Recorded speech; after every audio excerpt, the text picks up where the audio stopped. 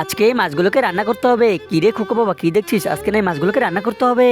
যাই, এখন এই মাছগুলোকে নিয়ে বাইরে যেতে হবে, তারপর ভালো করে পানি দিয়ে মাছগুলোকে ধুয়ে ফেলতে হবে। মাছগুলোকে কেটে এখন পরিষ্কার করতে হবে। আরে এ কি, খোকা বেটা তো বাইরে চলে এসেছে। আরে বাহ, আমার এই বিড়ালগুলো তো আজকে অনেক সুন্দরভাবে আছে, কোনো দুষ্টুমি করছে না, শুধু মাছের ফেলে দেওয়া অংশটাই খাচ্ছে। আর ওদিকে খোকাজি কি করছে? আরে বাহ, ও তো ফুল গাছে ফুল ছিঁড়ছে। এই তো মাছগুলো পরিষ্কার করা হয়ে গেছে, যাই এখন ঘরের ভিতরে চলে যাই। আরে খোকা বেটা, এখানে থেকে আর কোনো লাভ নেই, চল এখন ঘরের ভিতরে চলে যাই, মাছ রান্না করতে হবে। আরে খোকা এমন করছে কেন? ও কি মাছ খেতে চাচ্ছে?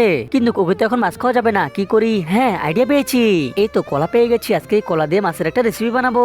প্রথমে কলা শসাটিকে ছিলে নিয়ে মাঝখান দিয়ে কলাটিকে কেটে নিতে হবে। এরপরে কলাটিকে মাছের আকারে কেটে নিতে হবে। এই দেখ খোকা বাবা, এখন আমরা চোখ লাগাবো। এই তো আমরা চোখ লাগিয়েও দিয়েছি। এই দেখ খোকা বাবা, ফাইনালি তোর মাছ রেডি। এখন আমরা এই মাছগুলোকে ভেজে নিব।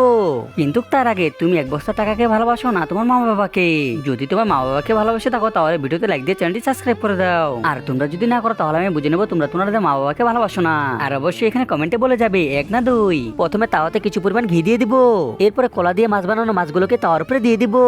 এই দেখো গো বাবা, তোর মাছগুলোকে আমি ভেজে নিচ্ছি, এখন ভাজা হলেই হয়, তখন তুই অনেক মজা করে খাবি। এই তো ফাইনালি ভাজা হয়ে গেছে, এখন তুই খেয়ে দেখ কেমন হয়েছে।